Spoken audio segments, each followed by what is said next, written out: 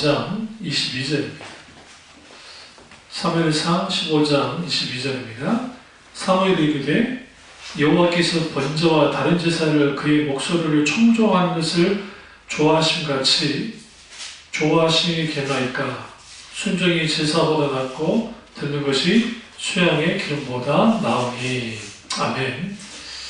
말씀 제목은 기다림, 순종의 시간이라는 말씀으로 오늘 받겠습니다. 기다림, 순종의 시간이라는 말씀으로 우리가 오늘 나누도록 하겠습니다. 우리가 하나님을 기다린다는 건 쉽지 않습니다. 왜냐하면 우리가 하나님의 놀라운 일들이 즉각 역사가 나타나면 우리는 그것에 대해서 신이 나서라도 이렇게 저렇게 해볼 겁니다. 문제는 기다려야 된다는 겁니다. 그 기다림은 순종의 시간인데 많은 사람들이 기다리면서 뭐 하냐면 여러 가지 이제 생각을 하고 갈등을 하고 때로는 조급해지고 여러 일들을 하는 것을 보게 되었습니다. 우리가 기다려야 되는 상황이 벌어지면 사람은 세 가지 반응합니다. 첫 번째 반응은 절망합니다. 뭐냐면 하나님께서 우리에게 즉각적으로 역사해주지 않으시니까 앞뒤 좌우로 환경이 막혀있고 상황이 변화되지 않고 상황 더욱이 갈수록 더 좋아지지 않을 때, 악화되어질 때에 이 사람은 절망합니다. 그 절망은 한 단계 더 나아가서 이제 하나님을 향한 원망으로 가게 만들고 또 하나님을 향한 그 원망이 한 걸음 더 나아가면 하나님을 향해서 대적하게 만듭니다. 그런 의미에서 기다림은 신앙의 모든 것을 할 수 있습니다. 왜냐하면 성경에 있는 모든 인물들은 하나님을 기다려야만 했고 그 기다림은 우리가 원하는 때에 하나님이 역사하는 것이 아니라 하나님은 항상 하나님의 타이밍에 하나님의 시간과 하나님의 목적과 뜻을 이룰 수 있는 최상의 시간대에 움직였기 때문에 인간의 입장에서는 아주 고통스럽고 어떤 면에서 굉장히 절망스러운 상황입니다. 그 상황 가운데 이제 하나님께서 우리에게 오신다는 거예요. 그래서 기다리지 못하면 제가 말씀드렸지만 인간은 절망합니다. 절망하면 하나님 향해서 원망하면 결국 하나님과 대적하는 말 그대로 조금이라도 믿음을 가지고 있던 사람들이 대부분 어디서 멀어지느냐? 기다려야 될 때예요. 하나님 어떤 역사도 하지 않거든요. 내가 부르짖어 기도하지만 하나님 응답은 없거든요. 그러니까 이렇게 생각하는 거예요. 하나님 이거 해주면 참 좋을 것 같은데 왜 해주지 않습니까? 하나님은 그것조차도 내려놔라고 하는 거예요. 우리 굉장히 중요한 거예요. 그러니까 그런 의미에서 앞뒤 좌우로 다 꽉 막혀있을 때, 상황이 되어졌을 때 우리가 할 수 있는 것은 하나님께 기다리면서 부르짖는 거예요. 우리 시편을 깊이 묵상하셔야 돼요. 시편 보세요. 왜 하나님 이렇게 오지 않습니까? 왜 내게 역사하지 않습니까? 하나님 내 영혼이 낭망됐습니다. 내가 이렇게 가지고 살 수 있을까요? 라고 계속 부르짖잖아요. 여기서 중요한 것은 그럼에도 불구하고 하나님을 기다리는 거예요. 이게 굉장히 중요합니다. 두 번째는 어떻게 반응하느냐? 소위 말하는 나의 차선책을 가지고 나옵니다. 나의 차선책을 가지고 나온다는 건 뭐냐면 하나님을 기다리지 않고 움직이는 겁니다. 그게 오늘 이제 이 사울입니다. 이 사울 왕이 이제 블레셋이 쳐들어온다는 말을 듣고 군대를 소집합니다. 그리고 사무엘 그 제사장이 이제 이 지역으로 와서 같이 모여서 이제 하나님께 제사를 드리고 전쟁으로 나가자고 약속을 합니다. 그리고 모였습니다. 문제는 뭐냐면 사무엘이 늦게 오는 겁니다. 약속한 날부터 이제는 더 뭐예요? 늦어지고 이제 늦어지는 그러한 일들이 이제 벌어집니다. 그랬을 때에 무슨 일이 벌어지냐면 조급해진 그 사울이 하나님께 먼저 제사를 드려버리는 거죠. 기다리지 못하고. 여기에서 이제 강한 뭐가 발동이 되어지냐면 하나님을 기쁘게 할 건가 사람을 기쁘게 할 건가. 내가 인간적인 성공을 위해서 달려갈 것인가 아니면 하나님 영광을 할 것인가. 이 모든 것이 이제는 결국은 우리를 압박하는 그런 급박한 상황이 되어지면 하나님을 기다리지 못하고 그래서 무슨 일을 벌이느냐. 사무엘이 오기 전에 먼저 뭐부터 해요? 당연히 제사를 드려버리는 거예요. 그것을 통해서 자기만의 뭘 가져가요? 계획을 가지고 나가고 그리고 자기 방법을 가지고 나가고 똑같은 일을 저지른 사람이 아브라함입니다. 약속하신다면 아들이 주어지지 않자 사라의 어떤 면에서 현명한 조언입니다. 왜냐하면 그 시대에 그런 일이 있었으니까. 그래서 하나를 취해서 아들을 낳고 이제 그걸 통해서 후계자를 선물로 했습니다. 그런데 사라도 그렇고 아브라함도 그렇고 하나 놓친 게 있었는데 그게 뭐냐면 하나님이 원하는 것은 아브라함이 후계자를 세우는 게 아닙니다. 그러니까 우리는 많은 사람 착각하고 있는 게 하나님이 후계자를 세우려고 계속 이삭을 사라의 몸에서 이삭을 낳게 하니까 그게 아니에요. 단순히 하나님이 원하는 것은 믿음의 가계가 이어지기를 원하는 거예요. 가문이. 그러니까 믿음의 가문이 이어지기를 원하기 때문에 하나님은 사라의 몸에서 나와야 된다는 거예요. 근데 아브라함은 처음에는 엘리에셀이라고 하는 종의 후계자를 세우려고 하고 또 두 번째는 이스마엘에게 후계자를 세우려고 하고 이게 뭐냐면 하나님의 역사심 속에서 역사되지 않으면 인간은 필연적으로 자기 계획을 가지고 그 비슷하게 이루려고 해요. 그런 일들이 이루어져요. 사실. 그게 불행의 씨앗입니다. 사실. 문제의 발단이에요. 그러니까 하나님이 움직이실 때까지 기다린다는 게 얼마나 힘든지는 몰라요. 그렇다고 아무일도 않고 있어야 되느냐? 그건 아니에요. 우리가 하나님의 인도를 따라서 한 걸음 한 걸음 준비하면서 순종하며 나가야죠. 왜? 기다리면 순종의 시간이니까. 근데 이제 중요한 건 뭐냐면 하나님의 뜻과 맞지 않는 순종, 그러니까 일을 이루는 거예요. 그래서 소위 말하는 자기 방법을 가지고 나로서는 차선책이에요. 근데 하나님 보시기에는 아주 악한 행동이죠. 그 행동을 버리는 겁니다. 세 번째 말은 뭐냐면 말 그대로 기다리면서 하나님이 운행하실 때까지 끝까지 참고 기다리는 겁니다.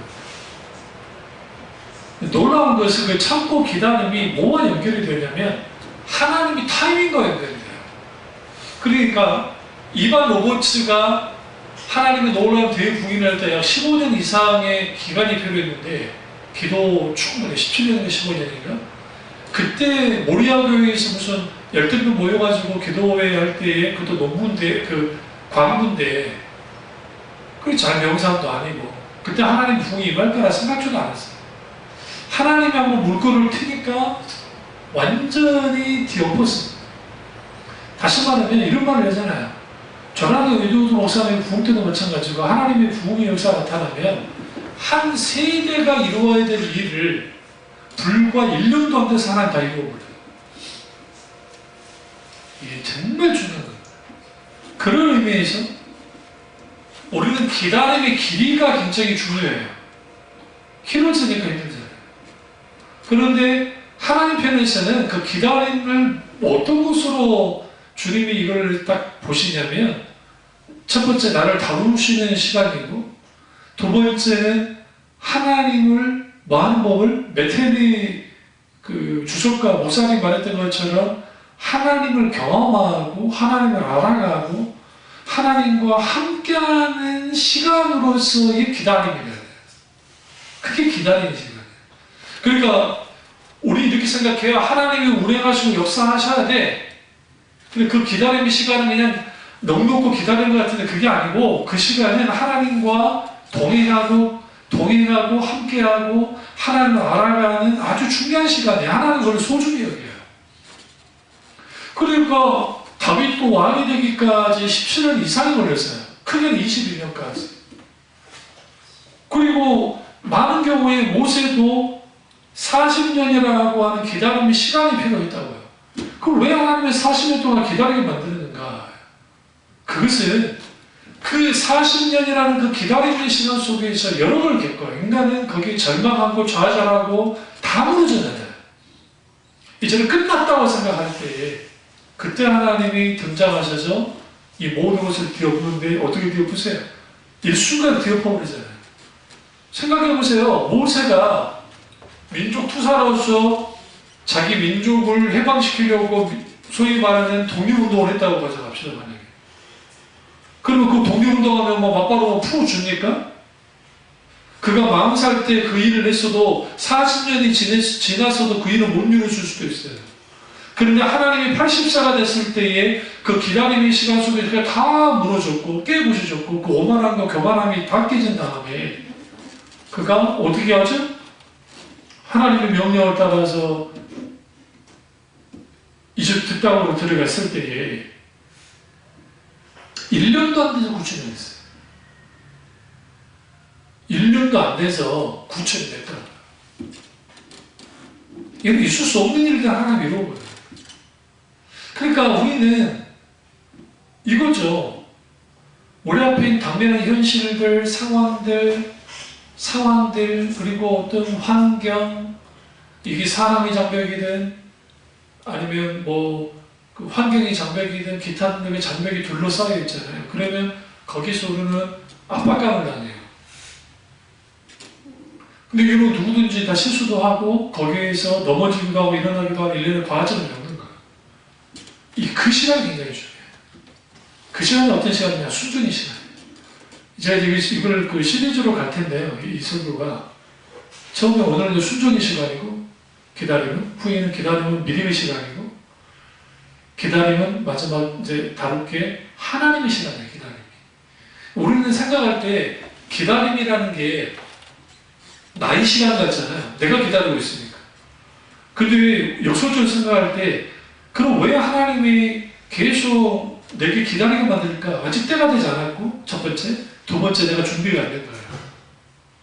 그러니까 하나님은 때가 되지 않았고 또 하나는 준비가 되지 않으면 이 두 가지를 가지고 하나님은 계속적으로 하나님도 기다려주는 거예요. 만약에 하나님이 앞서서 해버리잖아요. 여기에 문제가 생깁니다. 사실 그 세조 때 남이라고 하는 장군이 아주 정말 대단한 장군이었습니다. 그리고 근데 그 사람이 젊어서부터 승승장구하고 하니까 결국은 모함을 받아서 이제 처형을 당하고 죽습니다. 혹자들 그만하는 거 기백도 있고 참 대단한데 이 사람이 뭘 갖추지를 못했냐면 이제 나가서 막 그 추진하고 막 그걸 잘해요. 승승장구 했습니다. 저 참는 법을 못 배운 거예요. 참는 법을. 그리고 조절해야죠. 컨트롤해야죠. 하나님이 왜 우리를 기다리게 만드느냐? 우리가 하나님에 의해서 움직이고 멈추고 하는 것들, 이건 기계적으로가 아니라 하나님과 친밀한 관계 속에서 그렇게 되기를 원하는 거예요. 그러니까 하나님이 자꾸 누구에게 뭘 말하느냐? 사울에게 그걸 말하는 거예요. 근데 사울은 기다리지 않습니다. 누구를 기다리지 않아요? 네. 사무엘 제사장은 기다리지 않습니다. 그 제사를 드려버려요. 제가 늘 말씀드리지만 우리가 사울의 입장이라면 어땠을까? 우리 똑같았을 거예요. 왜냐하면 좀 대군이 쳐들어오는데 그래가지고 모였던 군사들이 흩어지기 시작하고 약속한 사후에 오지도 않고 이런 상황에서 할 수 있는 게 뭐 있어요 도대체? 그러니까 제사를 데려버리는 거예요. 여기서 중요한 것은 제사가 중요한 게 아니거든요. 여기는 뭐가 문제냐면 하나님을 의지할 것인가 사람을 의지할 것인가 첫 번째, 두 번째 제사라는 의식이 중요한 것인가 하나님은 제사를 받으시는 하나님이 중요한 건가. 여기에서 이 모든 것이 꼬여버렸어요. 이게 사울의 큰 실수입니다. 그리고 오늘 본문에 있는 아말렉을 진멸하는 사건 속에서 순전히 제사가 났다고 하는 이 사건, 이게 이제 왜 중요하냐면 그러니까 하나님을 기다리는 법을 보여주지 못하는 사람들은 아주 불도저처럼 자기 뜻을 이루어요. 추구해 나가요. 이게 아주 무서운 겁니다. 다시 말하면 기다림은 왜 순종의 시간이냐면 하나님은 기다리게 함을 통해서 하나님과 함께 at heart 발맞추어 걷는 법을 배우도록 하고 그것을 통해서 동역을 하든 동행을 하든 친밀한 관계를 갖든 하나님과의 어떤 것을 하더라도 이제 함께 가는 법을 배우고 만드는데 기다리는 법을 배우지 못한 사람들은 어떻게 되어지냐면 늘 하나님보다 앞서가요. 왜냐하면 조급하기 때문에. 그걸 성과를 내야 돼. 성과를 내야 되니까 조급하잖아요. 그러니까 자기 방법과 자기 생각과 자기 모든 것을 가지고 나아가요. 사무엘이 죽었습니다. 사무엘 산에서 사무엘이 죽으니까 사무엘이 딱 죽고 난 다음에 이제 그 사울의 행동이 그러면 그 시대에 이제 제사장이 살아있고 최초의 선지자, 그러니까 공식적인 선지자가 사무엘을 와요. 근데 선지자이자 제사장이었던 사무엘이 역사의 뒤안길로 갔고 그런 상황에서 이제는 사울이 이제 기도했던 거죠. 그러면 다윗이 등장했을 때 나단 선지자, 갓 선지자 이런 선지자들이 갑자기 나타난 건 아닐 거라고요. 그러면 적어도 사무엘 이후에 선지자들은 분명히 있었던 걸 분명히 해요. 근데 그걸 찾는 건 누구 찾았어요? 무당을 찾았다. 왜 무당을 찾았을까요? 사울은 전에 사무엘이 살아있을 때도 그랬지만 죽은 다음에도 기다리는 법을 배우지 못해요. 그러니까 답답하고 현실 압박이 하잖아요. 즉 블레셋이 쳐들어가고 다윗이라고 하는 걸출한 정적이 있고 그러니까 이 문제를 해결하고 싶어. 빨리. 이건 빨리 벗어나고 싶은 거야. 근데 이거 못 견디하는 거야. 그리고 사람들로부터 받게 되어지는 어떤 찬사 그리고 사람 의장 이런 것들 한꺼번에 해결하고 싶어서 간 겁니다. 무당한테.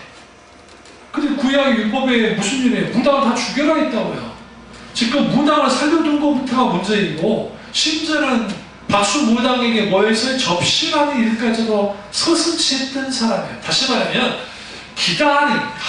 순종의 시간인 기다림을 겪지 않은 사람들은 가속 페달을 밟고 어떻게 해요? 통제불능이 되는 거예요. 하나님 앞에 통제불능이 되어버리니까 그래서 하나님은 각 사람마다 기다리는 시간을 주는 거예요. 이걸 이제 표현하면 숨기는 시간이라는 거야. 근데 예수님도 똑같았던 거 아세요?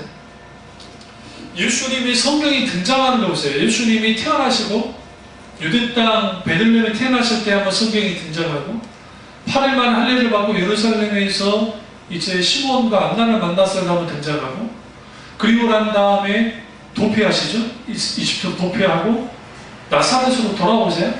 돌아오셔서 나사렛에서 정착하면서 사시다가 12세에 예수님이 또 등장해요. 그때가 이제 우리가 말하는 성인식을 치를 때이기 때문에 그 성인식 때 한번 등장을 해요. 그리고 난 다음에 예수님이 등장을 안 해요. 성경에서 갑자기 30살이 될 때까지 18년이라는 세월이 있어요. 그게 기다림의 시간이에요. 그 기다림의 시간은 하나님은 그러니까 이걸 통해서 하나님은 그걸 준비 기간으로 둬요. 준비의 기간으로 두시고 또 하나는 하나님이 숨기는 시간이에요. 왜 숨기냐면 아직 때가 되지 않았기 때문에. 그리고 그 숨기는 시간 속에서 순종하는 법을 배우도록 해요. 예수님이 갑자기 등장해가지고 나는 스스로 아무것도 하지 않는다. 아버지가 하는 건 한다. 그때 그냥 공생이 살아갈 때만 했다고 생각하십니까? 그렇지 않아요. 예수님의 사생의 삶 속에서도 충분히 하나님을 기다리고 주님과의 관계 속에서 순종하는 시간을 가졌다고. 그래서 성경에 뭐라 오냐? 예수님께서 어떻게 했다고요? 부모에게 순종했다는 말을 나와요. 요셉과 마리아에게 순종했다. 이를 통해서 뭘 하느냐? 기다리는 순종의 시간. 문제는 뭐냐면 어떤 성과도 어떤 일도 일어나지 않을 것 같은 상황이에요. 이게 대표적인 인물이 예레미야예요. 예레미야가 사역을 감당하는데 구약에서 아주 정말 처음 18세에 하나님께로부터 부름을 받아서 그가 마지막 순교할 때까지 단 한 번도 괜찮은 날이 하나도 없었어요. 그래서 별명이 눈물의 선지자잖아요. 눈물의 선지자. 그럼 다른 그 사람들은 12명밖에 안 돼요. 그러니까 세상 말로 하면 그는 실패한 사람이에요. 그런데 놀랍게도 신약에서 예수님이 인용한 말씀이 이사야와 예레미야가 가장 많아요. 예수님이 말씀 인용할 때 예레미야와 이사야를 굉장히 인용합니다. 그리고 바리새인들도 예레미야가 하나님이 참 선지자라는 걸 알았어요. 그만큼 그걸 왜 하나님이 그렇게 하느냐? 하나님은 그것을 통해서 하나님의 뜻을 이루는 거예요. 그러면 예레미야는 결국은 이스라엘 멸망 가운데 멸망을 예언한 선지자였고 실제로 그 멸망이 일어났고 그걸로 끝나지 않았어요. 70년 후에 하나님이 회복시킬 거라고 하는 회복의 선지자가 되겠다. 다니엘이 예레미야서를 읽다가 그 말씀을 보고 그가 그대로 깨달은 거예요. 아, 하나님께서 이스라엘을 70년 만에 회복시키시는구나. 그 신앙이 그대로 이루어져서 에스라, 학개, 니헤미야 이런 사람들에게 그들이 이어진 건 스가랴까지. 실제로 포로가 있네요. 그러니까 예레미야의 사역은 얼마만큼 위대하냐면 예레미야가 순교 당하기 전의 사역도 성취가 됐지만 순교 당한 이후에 70년이 지나고 난 다음에 강력하게 활약해졌어요.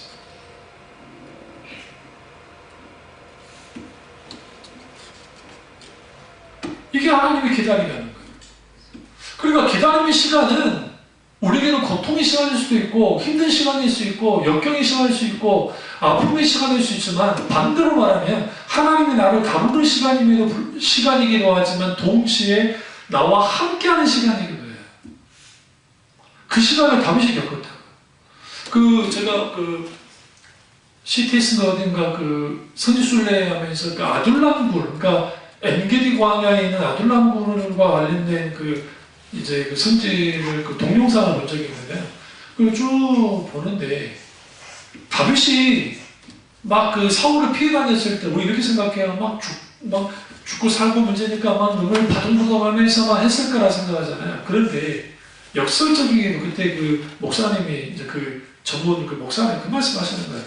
다윗이 사울을 피해서 아주 고통스러운 나라를 겪긴 했지만 그러나 여러분 하나 아셔야 될 게 거기에 그쪽에 엔게디 광야에 남에도 불구하고 거기에 또 물이 막 내려오고요. 근데 시편을 딱 보시면 다윗의 시편을 보시면 하늘의 별들도 뭐 바다의 바다도 뭐 온 땅에 하나님을 찬양하라고 여러 막 찬양 구절들을 보면 다윗이 기다려야 하는 그 시간 속에서 뭐 앉아서요? 하나님을 충분히 묵상했어요. 그의 힘이 거기서 나왔어요. 왕이 되고 난 다음에 그의 온전함은 나의 힘이 되신 여호와여 내가 주님을 사랑한다는 말씀처럼 하나님만 힘이셨어요. 어디서 배웠어요? 기다림 속에서 배웠어요. 단순히 광야에서 배운 게 아니라 마찬가지로 우리 기다림이라는 것은 순종의 시간이에요. 순종해야 되는 시간이에요. 순종은 똑같아요. 한 방향으로 하나님의 뜻이라는 방향으로 계속 가는 거예요. 늦어도 상관없어요. 다만 하나님의 발걸음과 함께 가면 돼요. 그러니까 그 믿음의 사람 요셉도 감옥에 갇히자 마음이 급해졌잖아요. 그러니까 노예는 거는 그렇다 쳐. 그리고 어쨌든 하나님이 함께 하심을 통해서 그가 정말 총무 역할을 하는 노예가 됐고 총무 역할을 하는 노예는 주인 집에 같이 살지 않아요. 단독으로 밖에 집을 얻어서 그렇게 살아요. 주인이 해줘요. 그러니까 출퇴근하는 거예요. 이 사람의 집이라는 것은 노예이긴 하지만 괜찮은 사람이에요. 그런데 누명을 써서 감옥에 갇혔잖아요. 갇히자 그가 뭐합니까? 급해졌어요. 그래서 누구를 의지했죠? 사람 의지했잖아요.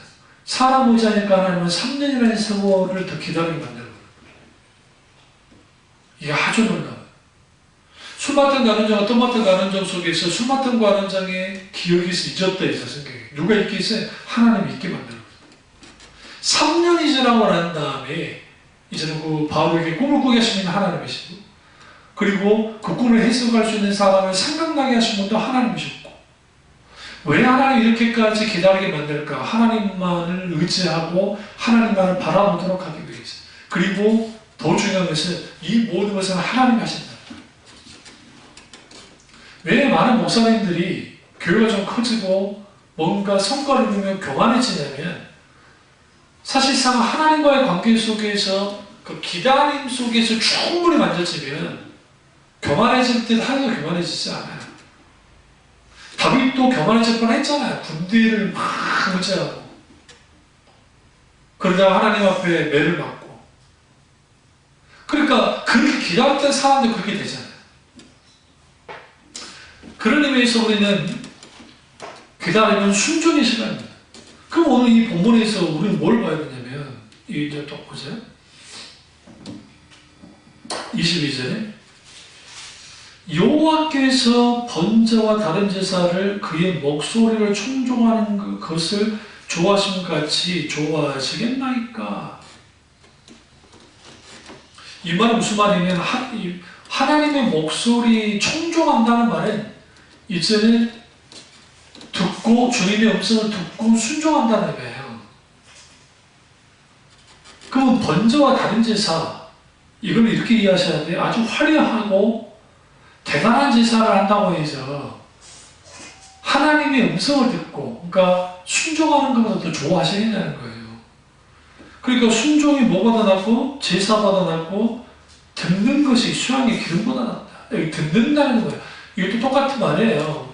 순종과 듣는다는 것 같은 의미적인 표현은 같은 표현, 동의적이에요. 그러니까 순종해야 한다. 순종하는 게 중요하다는 거죠. 보세요. 말씀을 23절. 이는 거역한 것은 첫 번째 점치는 죄와 두 번째 갖고 완고한 것은 사실 우상에게 절하는 죄와 같습니다. 기다리는 순종의 시간이라 했잖아요. 근데 그 순종의 시간 속에서 순종하지 못한 사람들의 특징이 뭐냐면, 하나님께 거역하는 것이 점치는 죄와 같다. 이 점친다는 게 뭐예요? 우상 숭배죠. 근데 놀라운 게 이 점치는 죄를 실제로 저버리죠. 누가? 사울이. 사무엘 선지자가 죽고 난 다음에 그가 기도해도 하나님 응답해 주지 않으시니까, 앞뒤 자로 딱 막혀 있으니까, 딱 물려 있으니까, 악신의 고통받으니까 벗어나 버리고 접치잖아요. 접신하잖아요. 그게 점치는 죄다 뭐예요? 우상숭배라는 거예요. 점치는 죄. 기름 화목을 점치잖아요. 그러니까. 또 하나는 완고한 것을, 이 완고하다는 게 뭘까요? 하나님 앞에 완고하면. 그러니까 하나님은 기다림을 통해서 우리의 고집과 아집과 완고함을 깨뜨려요. 깨뜨려지지 않으니까 하나님은 계속적으로 뭐 하느냐? 계속적으로 기다리게 하고 다루고 계속적으로 만지는 거예요.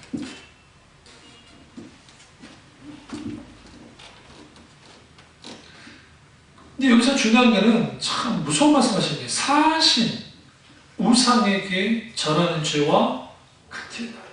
그래서 죽은 우상에게 절하는 죄와 같다는 거예요. 우상에게 절한다. 그러면 지금 사울 왕이 뭐 하는 거예요? 내가 하나님께 제사 드리기 위해서 좋은 양들을 잡아왔습니다 라고 하잖아요.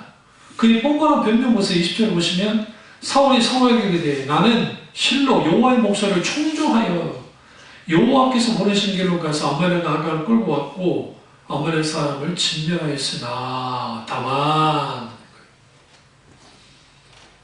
여기서 여호와의 목소리를 청종했다라는 표현이 아주 중요해요. 나는 하나님께 이렇게 순종했다.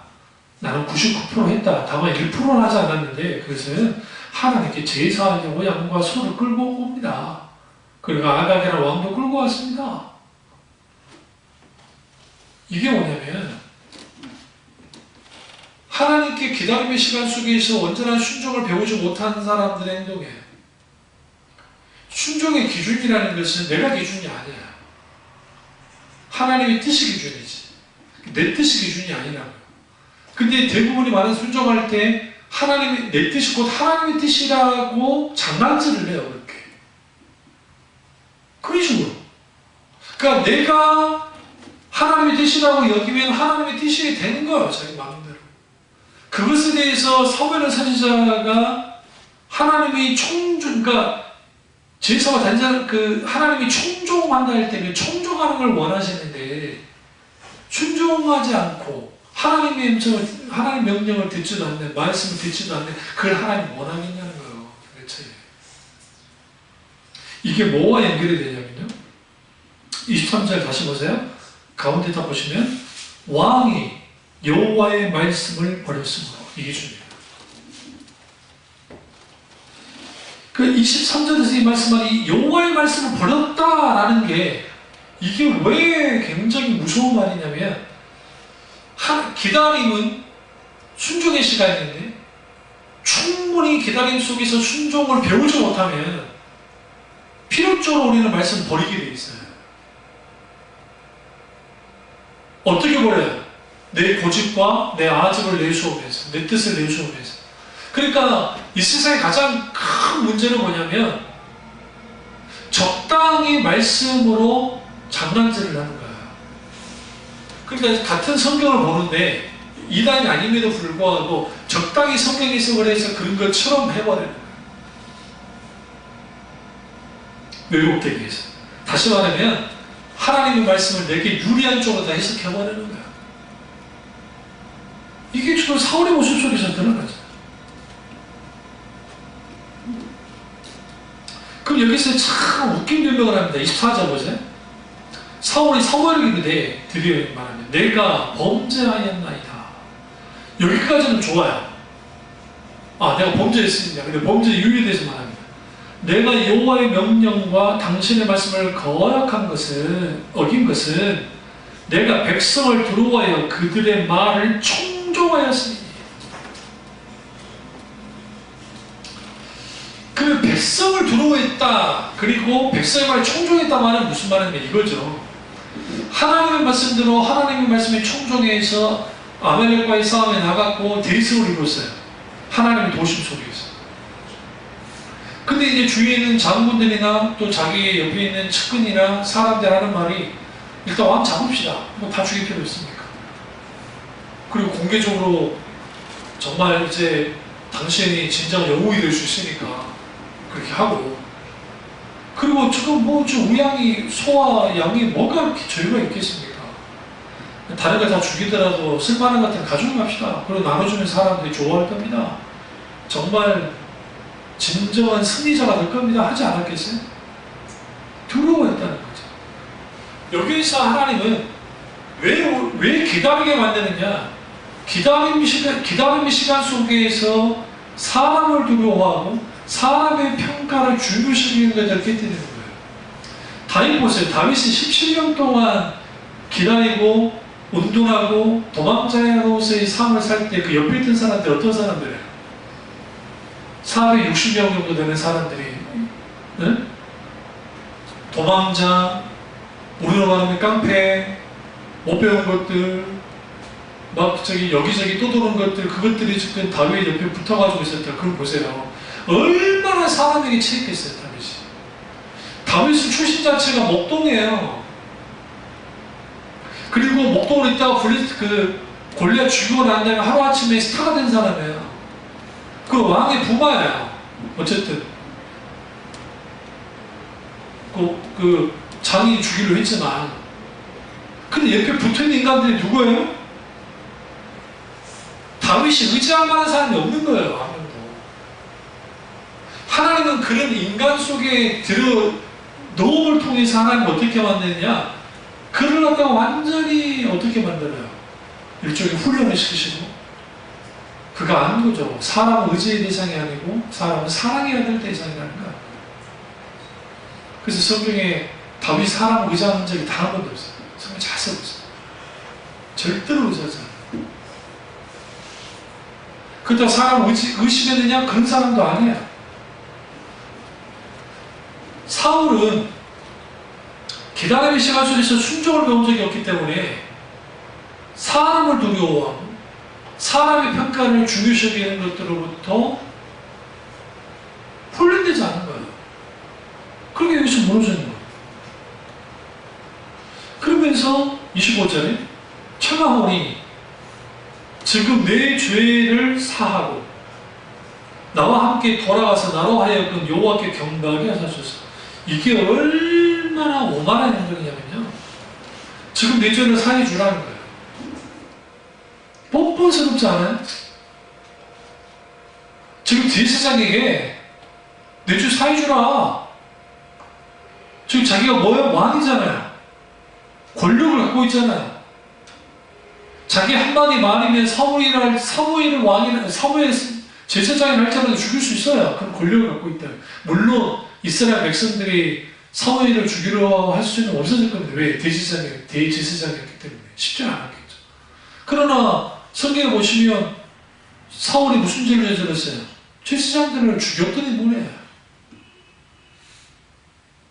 다윗을 도와줬다는 이유 하나 때문에. 그러니까 사무엘이라고 죽이지 못하라는 법은 없어요. 일종의 압박을 하는 겁니다. 내 죄 사해줘라. 나와 함께 돌아가서 나로 하여금 여호와께 경배하게 하겠습니다. 우리 이 성경을 보면 25절에 있는 한 말씀만 보면 마치 이게 사울이 아주 막 간창 같지만 이게 뭐냐면요, 사무엘의 입장에서 보세요. 압박을 하는 거예요. 자기 권력을 통해서. 그럼 어떻게 행동을 알 수 있냐면 27절 보세요. 사무엘이 가려고 돌아설 때에 사울이 그의 옷자락을 붙잡음에 찢어졌어요. 지금 사무엘이 대담하게 말합니까? 여호와의 말씀을 버렸고 여호와께서 왕을 버렸고 이스라엘 왕이 되지 못하게 하셨습니다 했어요. 지금 사무엘이 뭐하는 거니까 목숨을 걸고 지금 직언한 겁니다. 하나님의 말씀을 대언했죠. 그 제가 아까 말씀드렸잖아요.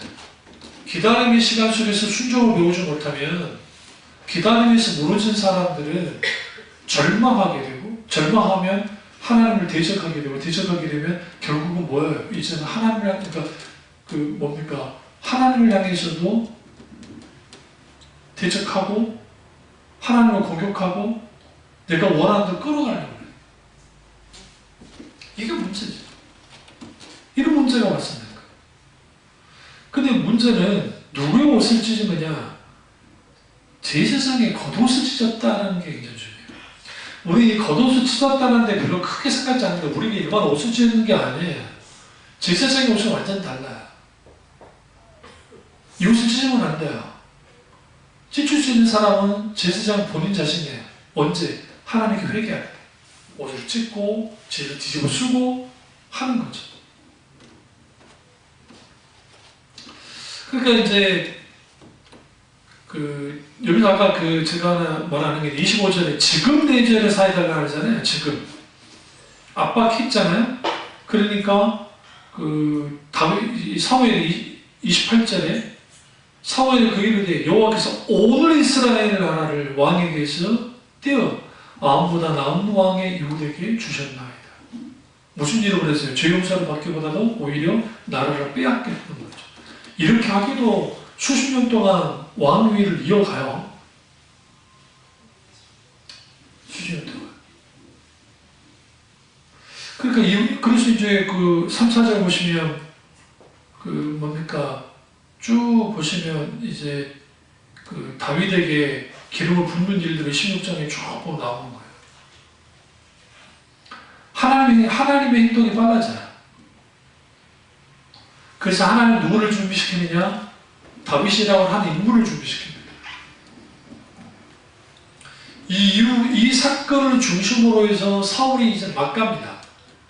그래서 이제 제사장도 죽이고 별짓을 다 하는 그런 존재가 되어버리는 거죠. 그러면 이제 이 정도 들었으면 인간이라면 좀 두려워가지고 막 그럴 것 같은데 어떻게 반응하느냐? 30절 보세요. 이 순종하지 않는 사람의 행동이 이래요. 사울이 그때 내가 범죄였을지라도 이제 청하옵나니. 여기서 이 말이 참 재밌는 표현이에요. 범죄였을지라도. 내가 범죄했습니다. 너 아니에요. 다시 말하면 사울은 이것을 아주 가볍게 생각했어요. 내가 이 정도까지 모욕을 당하고 하나님께 버림받을 만한 죄라고 생각하지 않은 거예요. 이게 어떻게 이럴 수 있습니다. 사울의 입장에서는 내가 진짜 하나님께 좋은 우양과 서로 제사를 드리려고 했을지도 몰라요. 그게 뭐 그렇게까지 잘못된 것인가? 이 정도까지 할 필요 있냐? 제사장이라는 작자가. 그러니까 할지라도 내가 청한다. 내 백성의 장로들 앞과, 이제 중요해요. 보세요, 성경. 이스라엘 앞에서 나를 높이사. 지금 우리는 상자 입장에서 이걸 보니까 사울 참 나쁜 인간이다 하는데 우리 입장에서는 어떨 것 같아요? 우리 입장에서 내가 사울이면 하나님께 죄를 지으시고 회개하면서 하나님 잘못했습니다. 그럴 것 같습니까? 그럴 수 있죠. 그럴 수도 있고. 두 번째, 그 자리에서 사울의 목을 베어볼 수도 있겠죠. 안 그래요? 안 그러냐고. 근데 지금 사울의 행동은 뭐냐면 사무엘의 종교적인 상징성이 있어요. 그리고 사무엘이라는 인물이 자기에게 기름을 부었기 때문에 사울이 사무엘을 죽인다는 것은 얘기는 쉽지 않은 일이에요. 그가 성격이 좋았기 때문에 참은 게 아니에요. 사실. 그가 원하는 뭐냐면 자기가 높아지는 거예요. 이게 굉장히 중요해요. 여기서 자기의 본성이 드러나는 거예요. 이 모든 것은 자기가 높아지기 위한 행동이었어요. 하나님의 신령을 감찰하시죠. 왜 우리에게 기다림의 시간이 필요한 줄 아세요? 왜 거기서 순종의 시간이 돼야 하는 줄 아세요? 그 순종의 시간 속에서 우리는 하나님께 복종하는 법을 배워요. 나를 낮추는 법을 배우고 낮아짐의 시간이 되고 겸손해지는 시간이 되고 그리고 나보다도 아버지 하나님이 영광 받으시는 것들이 되면 좋겠는데 사울은 그렇지 않다고. 그래서 높인 거죠. 자기를 높이기. 나와 함께 돌아가서 내가 당신의 하나님 여호와께, 굉장히 중요합니다. 나의 하나님이 아니에요. 당신의 하나님 여호와께 경배하게 하소서 하더라. 이에 사무엘이 돌이켜 사울을 따라가며 사울이 여호와께 경배하더라. 사무엘은 왜 따라갔을까요? 옷을 찢을 정도예요. 통제 불능이 된 거예요. 거기에 사무엘이 할 필요가 없어요. 왜? 이제는 사무엘은 뭘 준비해요? 보시면 사무엘이 이제 32절 보세요. 아말렉이 아가왕을 끌어오라고 하죠. 그러니까 사무엘이 어떻게 해요? 아각을 길갈에서 여호와 앞에서 아각을 찍어 죽였어요. 누가 죽였어요? 사무엘이 직접 죽여요. 사실은 이 일을 누가 하고 싶었을까요? 사울이 하고 싶었을 거예요. 그런데 사무엘이 하는 겁니다. 일단 하나님의 명령대로 원수를 갚았죠. 아말렉과의 관계 속에서. 그리고 난 다음에 35절에 사무엘이 죽는 날까지 사울을 다시 보지 않았어요. 그리고 바로 행동을 옮기는데 16장에 그 유명한 다윗을 왕으로 기름을 부어버립니다. 하나님의 시간표가 빨라졌어요. 그런데 이제 중요한 건 뭐냐면 하나님의 시간표가 하나님의 행동이 빨라졌다고 해서 다윗의 등장 시기가 빨라졌다는 건 아니에요. 사실은. 그런 의미에서 우리는 뭐를 봐야 되냐면 하나님은 제2의 사울을 원치 않았거든요. 만약에 다윗이 골리앗을 죽이고 난 이랄 스타가 되고 난 다음에 사울과의 어떤 정치적인 내분 속에서 이겨가지고 왕이 됐잖아요. 똑같았을 거예요. 사울과. 하나님 그걸 원치 않아요. 그러니까 하나님 어떻게 해요? 사람의 도가니 집어여서 사람으로 나누고, 환경이 도가니 집어여서 환경으로 나누고, 심지어는 적군의 손까지 들어가서, 블레셋 땅에 들어가서 미친 척 하면서까지도 생존해야 되는 자기의 모든 자존심과 인격과 이 모든 것을 죽어지는, 내려지는, 낮아지는 경험을 다 그런 사람이었기 때문에 압살롬에게 쫓겨났을 때 이 아비오셋인가 그 이스보셋이 다윗에게 욕을 그렇게 해야 될 때에도 그가 뭐합니까? 참을 수 있었던 게 뭐냐면 그가 이전에 하나님과 관계 속에 순종하는 시간, 인내의 시간, 기다림의 시간 속에서 충분히 연단된 사람이기 때문에 우리 같으면 못해요. 하나님은 그걸 보신 거죠. 그 욕을 뭐가 관계되어 있어요? 하나님이 내게 그렇게 말씀하신 건지 어떻게 아느냐 하면서 하나님과 관계로 가잖아. 이게 다윗의 위대함이에요. 그러니까 다윗의 17년이라고 하는, 혹은 크게는 21년이라고 하는, 20년 이상이라고 하는 그 기다림의 시간 속에서, 그리고 똑같이 유다의 왕이 되고 난 다음에 그는 기다리기를 5년을 더 기다렸어요. 왕이 되기까지. 이게 왜 중요하냐면요. 다윗에게 우리 유다 지파 하나라고 하니까 우리 너무 쉽게 생각하는데 그 유다 지파의 용사들이 군대 수가 이스라엘가 11지파의 그러니까 뭐 레위 지파는 어차피 뭐 유대에 있으니까 그때 치고 그때 11지파의 수가 아무리 많아도 거기는 지파마다 좀 분열이 되어 있어요. 양하면 쉽지가 않아요. 저기. 유다는 똘똘 뭉쳐있습니다. 누구를 중심으로? 다윗 중심으로. 그리고 다윗에게 있어서는 정통성이 있는 게 사무엘 제사장이 기름을 부었다는 사실. 그걸로 밀어붙여버리면 됐어요. 아마 전적을 했으면 1년도 안 돼서 다 평정했을 겁니다. 근데 다윗이 어떻게 나왔느냐? 싸우지 않았어요. 기다렸어요. 이 기다림은 더 힘들었을 거예요. 저는 그렇게 생각합니다. 도망자로서의 기다림보다 그가 이스라엘 전체의 왕이 되기까지 기다림의 그 5년의 기간은 더 길었을 거예요. 그럼 그때 한 일이 뭔지 아십니까? 다윗이 블레셋과 싸운 거예요.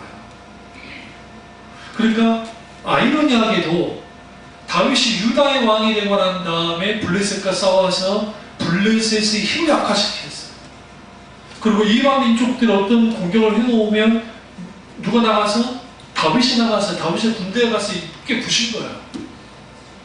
사실 지금 이 사울의 손자가 세운 그 나라가 한 일이 거의 없어요. 오히려 다윗이 이렇게 다 막고 있어요. 그러니까 그 정도면 뭐 할 수 있어요? 백전 노장들도 있고, 그때는 노장도 아니죠. 그때는 왕성할 때니까. 그리고 전쟁에 단련된 사람들이에요. 그들이 마음만 먹으면 쭉 달려가서 다 갚이업할 수 있는데 그걸 원치 않아. 누가 원치 않는 거야? 하나님이. 하나님이 원치 않으니까 다윗도 움직이지 않았어요. 그리고 아브넬이라고 하는 걸쭉한 장군이 투항이 오면서 스토리가 완전히 바뀐 겁니다. 피 한 방울 묻히지 않고 어떻게 해요? 이스라엘의 왕이 됩니다. 그래서 다비드 멜렉 이스라엘 할 때 멜렉이라는 게 왕이라는 뜻이잖아요. 히브리어로. 이스라엘 왕 다윗. 그런데 많은 신학자들이 사울을 왕으로 보지 않아요. 왕이긴 한데 하나님께로부터 버림받았잖아요. 우리나라 연산군이나 광해군이나 버림받았잖아요. 그러니까 우리는 뭐 왕이라 하지 않잖아요. 그것처럼 이스라엘 속에는 최초의 왕은 실제로는 사울이 왕이었긴 했지만 하나님께 버림받았기 때문에 그런 왕이 아닌 거예요. 그래서 그는 뭐냐? 여기 지도자에 들어가는 거예요. 그럼 진짜 왕은 누구냐? 이스라엘 진정한 최초의 왕은 다윗으로 보는 거예요. 그래서 다윗. 그럼 이 모든 위대한 다윗이 어디부터 나왔느냐? 순종의 시간. 기다림에서 나왔어요. 기다림에서.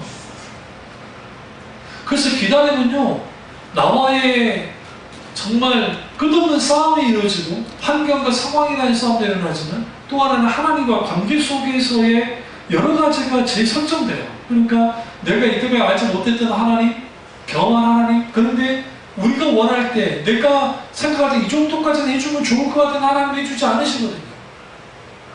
그럼 왜 그러느냐? 하나님이 그를 통해서 뭐 하느냐? 하나님은 우리에게 가장 최상의 것을 주기를 원하시기 때문에 안 해주시는 거예요. 그래서 하나님의 타이밍과 나의 타이밍이 맞는 경우는 거의 없고, 사실상 나는 조급하지만 하나님은 조급하지 않아요. 한번 생각해 보세요. 이 말씀 아까 드리시는 그 회당장 야이로가 딸을 살려달라고 왔을 때 얼마나 마음 조급했겠어요. 생각해보세요. 그가 회당장이에요. 아무나 회당장한 줄 아세요? 그 시대에 예수님 당시 회당장이면 사회적 지위가 굉장히 높은 사람이에요. 종교적 지위도 높고. 그래서 예수님이 고쳐주겠다고 같이 따라 나섰는데, 왜 여자 하나가 예수님을 만져가지고 예수님 알아차리셔서 잡은 거예요. 다시 말해 시간을 지체한 거죠. 굳이 그렇게까지 할 필요 없어요, 솔직히. 왜? 지금 시급한 것은 누구니까? 지금 다 죽어가는 소녀를 살리는 게 더 중요하잖아요. 근데 예수님이 의도적으로 그랬다고요.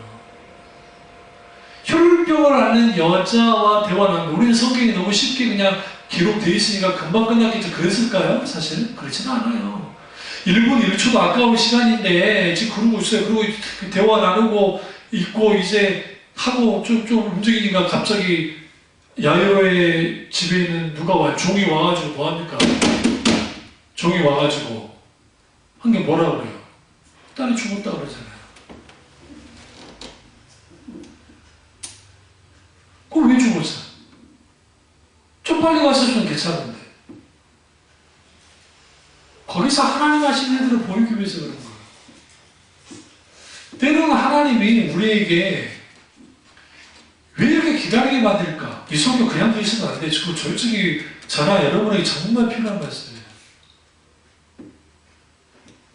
오늘 오전에 계속 설교를 2편을 준비하고 나왔는데 그 비추는 말씀 중에 이렇게 나온 게 이 말씀이에요. 또 교우들도 마찬가지고 이 설교를 듣고 있는 사람 마찬가지고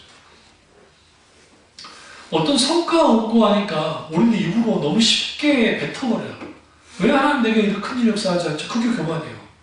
그게 믿음 없음이고 그게 오만함이고 그런 것조차도 내려지지 않으니까 하나님 역사하지 않는 거예요. 그러니까 안수호 목사도 똑같아요. 저도 그런 마음이 들 때가 많아요. 왜 하나님 내게 역사하지 않지? 하나님 왜 그러지 않지? 근데 그거 아셔야 돼요. 하나님 뜻과 내 뜻은 다르고 왜 하나님과 기다리는 기간을 계속적으로 주기를 원하시는가? 왜 하나님은 경수가 끊어질 때까지 사라를 놔두고 아브라함을 놔뒀던 것인가? 아직 우리가 하나님께 덜 만져지고 아직 하나님 앞에 더욱더 준비되지 못했고 그러니까 이 기간이 하나님 앞에 준비되는 기간이고 하나님께 더 엎드리는 기간이고 하나님 더 참는 기간이 돼야 돼요. 그러니까 이 부분에서 승리를 못하면 우리가 아무리 큰 성과 내도요.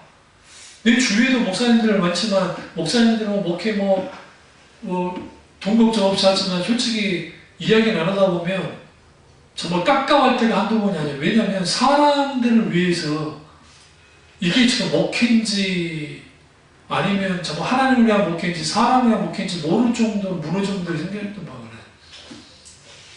그 고민들 들어보면 이게 빨리 때려치우고 싶다는 분들 꽤 많고 생각보다 내가 이러려고 목사한 게 아닌데 그럴싸하게 목회하는데도 부러움의 대상임에도 불구하고 그래도 그런 생각을 하는 목사님들 괜찮은 분이에요. 그래도 그러니까 오늘날 우리가 하나님 앞에 이렇게 기다리지 못하는 가장 근본적인 원인이 뭐냐면 그 기다림이 이제 너무 늦어지는 거예요. 내가 생각할 때 현실은 힘들고 이때 불평 불만과 우리 속에 있는 하나님보다 앞서가자 하는 마음들을 다 내려놓지 않으면 우리는 계속 딜레이 돼요. 붙잡을 게 뭐냐? 약속하신 거예요. 분명히 참여중학교라는 사람이 약속한 게 있고 약속한 거예요. 아직 내 눈에 보이지 않아도 하나님은 어떻게 하실지 몰라요. 내 당대에 일어나지 않는다고 하면 그 이후에 일어날지 어떨지 모르지만 하나님은 하나님의 일들을 이루실 거예요. 근데 문제는 우리가 이 말씀을 듣거나 할 때에 우리는 이 성경을 듣고 그냥 흘러버려. 그러니까 그냥 말로만 듣는 거예요. 저기 뭔가 하나도 없어요. 하나님이 비추신 말씀에서 계속 들어. 기다리는 하나님의 시간이라는 원고는 다 준비를 했어요.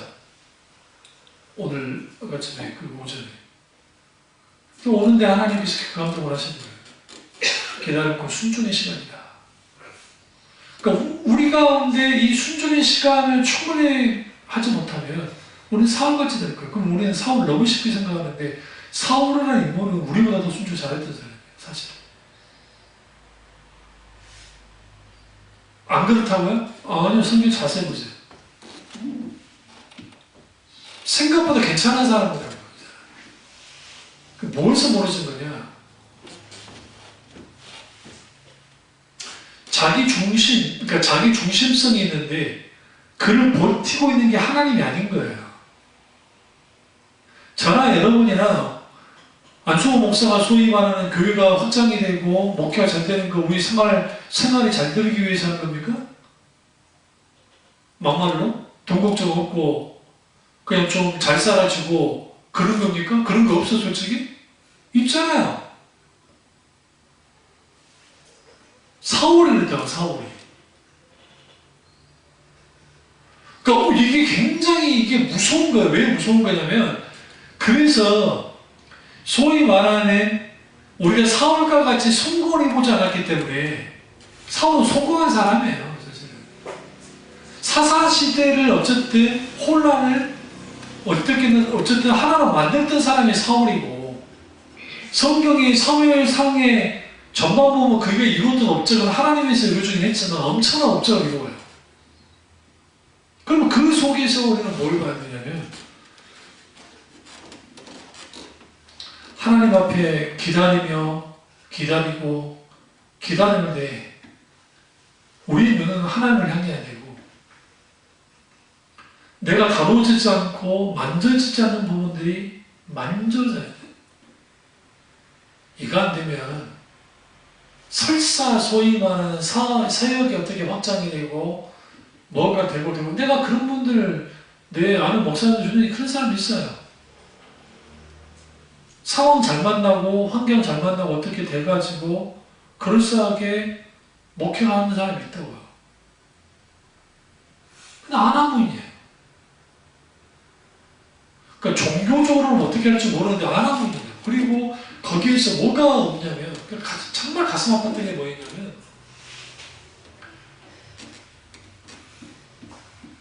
팀 캐리 목사님이 세인트 처치라고 하는 책에서 분명히 말한 것처럼 우리는 왜 교회가 돼야 되는가? 우리는 왜 교회를 만드는가? 왜 교회를 세우는 것인가? 교회 세우는 목적이 뭐예요 도대체?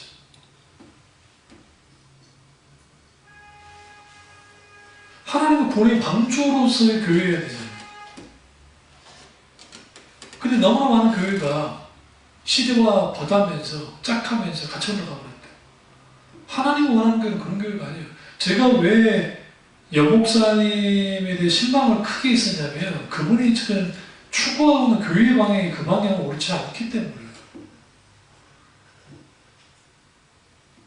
오히려 제가 김단중 목사님을 존경하는 이유 중에 하나는 뭐냐면 그 교회가 약 5,000명이 돼요. 누가 봐도 괜찮은 교회고 성공한 교회잖아요. 물론 거기에 그 지역에 아파트가 많이 들어서서 막 여러 가지 이유도 있었겠지만 그런데 김단중 목사님 추구하는 것은 숫자가 아니에요. 하나님이 원하는 교회다운 교회일 거 아니에요. 그런 교회가 되길 원하는 거예요. 그러니까 고군분투하는 거예요.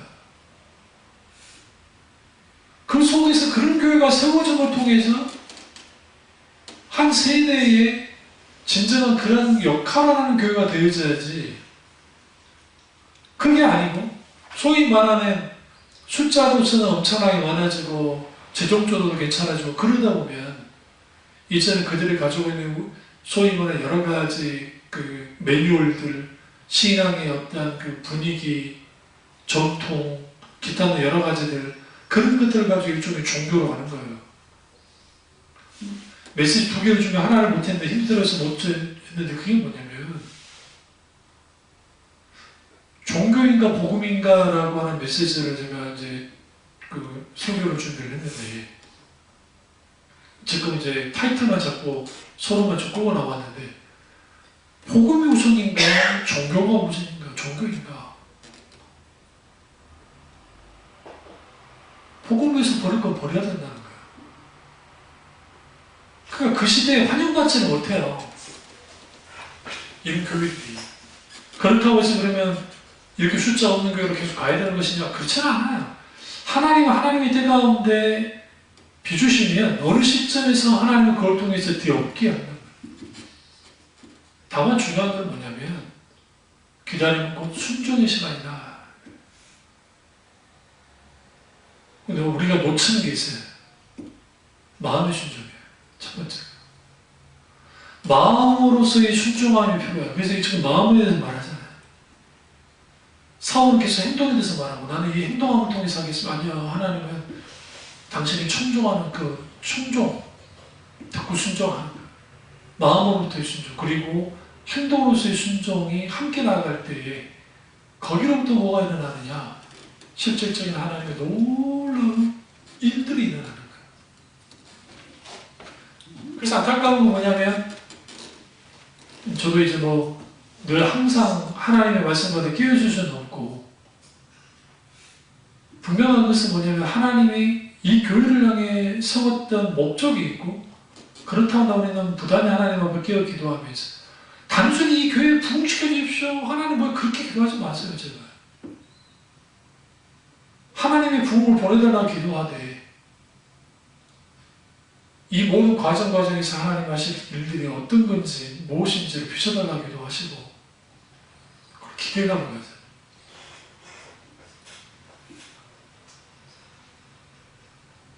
그리고 우리 교회가 그 문제가 크게 생겼을 때 이후로 벌써 5년인가 막 지났잖아요. 끝날 것 같은 이 교회가 지금까지 이어주고 이 자체가 기적이 어떤 거예요. 제 들려오는 제 주위에 있는 목사님들 들려오는 소리를 보면 우리 노예에서도 문 닫는 교회가 생각보다 많고 그런 의미에서 우리 가운데 있을 때 뭐가 있어야 되냐면 감사치 못하는 태도 다 버려야 돼요. 그리고 거기서 필요한 게 뭐냐? 오늘 사울은 전혀 감사함이 없잖아요. 하나님께 감사합니까? 아, 자기 높아진 것밖에 없어요. 사람을 기뻐하는 것밖에 없어요. 여기에서 뭘 볼 수 있느냐? 아하, 순종이 제사보다 많고 하나님의 음성을 듣는 것이 주님의 말씀에 청종하는 것이 수양의 기름보다 낫다고 하는 사무엘 선지자의 절규가 우리가 기다림의 시간에 더 필요하지 않는가. 이 사실을 깨닫고 말씀을 더 깊이 붙들기를 주님으로 축원합니다. 기도하겠습니다. 기도하실 때 이 말씀이 나의 말씀이자